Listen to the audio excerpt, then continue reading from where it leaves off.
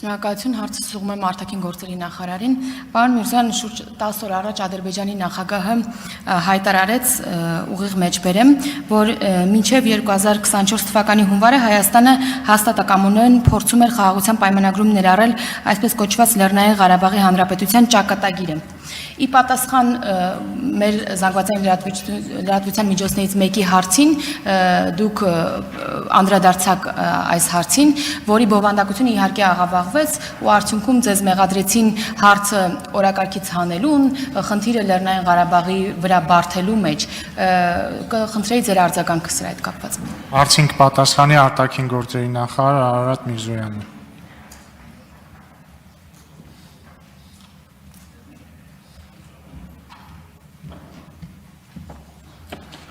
Արև ձեզ, շնորհակալ եմ հարցի համար։ Իսկապես սա այն ամենավառ օրինակներից է, ինչպես կարող է խոսքը կամ փաստը աղավաղվել եւ, չգիտեմ, տրամագծորեն հակառակ լույսի ներքո ներկայացնել։ Ի պատասխան զանգվածային լրատվության միջոցի, եթե չեմ սխալվում, ազատության հարցումներ, մեզ արտաքին գործերի նախարարությանը հարցրել որքանով է այդ Իլհամ Ալիևի ասածը ճիշտ, մենք ասել ենք, որ իսկապես մենք զբաղվել ենք, ինչպես եւ քանիցս հայտարարել ենք հրապարակավ այդ շրջանում, որ մենք փորձում ենք հասցեագրել մեր Հայաստան-Ադրբեջան բանակցությունների շրջանակում, հասցեագրել Լեռնային Ղարաբաղի հայության իրավունքների եւ անվտանգության հարցերը, այդ թվում եւ ուղիղ խոսակցության նրանց միջև խոսակցության, միջազգային երաշխիքների, միջազգային մեխանիզմների ստեղծման ճանապարհով, այդ թվում եւ ջանքեր գործադրեցին, չգիտեմ, ասենք Սոֆիայում հանդիպման կազմակերպման ուղղությամբ մենք վստահ ենք, որ այդ մեխանիզմի ստեղծման պարագայում, այդ երկխոսության հաստատման պարագայում հնարավոր է լինել, որ որոշակի հարցեր լուծել։ Սա է ըստերության եղել մեր պատասխանը եւ փաստա, որ բռնի տեղահանությունից հետո եւ հատկապես եւ նաեւ իրենց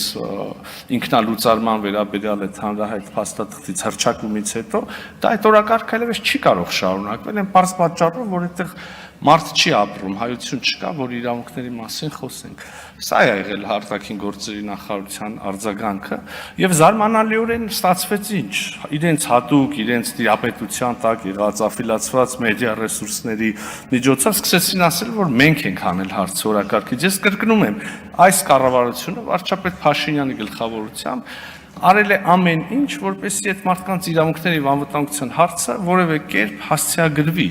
եւ հիմա մեղադրել մեզ այդ հարցը օրակարգից հանելու այն պայմաններում, երբ մենք այս մասին խոսում էինք, մեզ մեղադրում, երբ որ ասում էինք, որ նշաձողը իջեցնել է պետք եւ այդ դեպքում մենք կարող ենք խոսակցություն ունենալ, մեզ էլի մեղադրում էին դավաճանության մեջ, մեզ էլի մեղադրում էին, չգիտեմ, հողեր ծախելու մեջ եւ այլն։ Շատ լավ կներ, որ հիմա ստեղ լինեին ձեր ընդդիմադիր գործընկերները եւ այս խոսակցությունը իրանց հետ գնար, բայց ոնց հասկանում եմ կռվել եք երևի էլի նեղացել գնացել են։ Շատ բարի դրացիական մթնոլորտում գնացել են, չեն կռվել։ Չգիտեմ ինչ, դե ասածս ինչ, այսինքն իրենք որևէ կերպ հրաժարվում էին մասնակցել այդ խոսակցությանը, այդ թվում եւ այստեղ նստած մարդկանց դրդմամբ։ Հանրահայտ չի, որ Լեռնային Ղարաբաղը մերժեց օրինակ մասնակցել Սոֆիայի հանդիպմանը։ Հիմա մեզնից ի՞նչ են ուզում։ Այսինքն ձեռ են առնում, ես չեմ հասկանում։ Այս հարցերի պատասխանը լրջորեն պիտի տրվի վերջը, թե չէ։ Ինչքան կարելի անընդհատ իրանց եղած նույն թերթերի միջոցով ասել Ղարաբաղը հանձնեցին։ Հիմա գիտեք ինչ են ասում, ասեն Ղարաբաղը բանը Հայաստանի կառավարությունը լուծարեց։ Լավ, այդքան կարճ է մարդկանց հիշողությունը, ում են հիմարի տեղ դնում։ Արձագանք։ Նախ ընդդիմադիր գործընկերների հետ կապված երևի լուրջ են ընդունել օրերս Նայարա Զորաբյանի դիտարկումը նրա մասին, որ գալիս են կներեք ուղղը մեջբերում, էշեշ հարցեր են տալիս եւ հուշկու պատասխանը ստանում են վարչապետի կողմից, այո, իրենք էշեշ հարցեր են տալիս եւ պատասխանը ստանում են եւ անիմաստ է իրենց գալը, երևի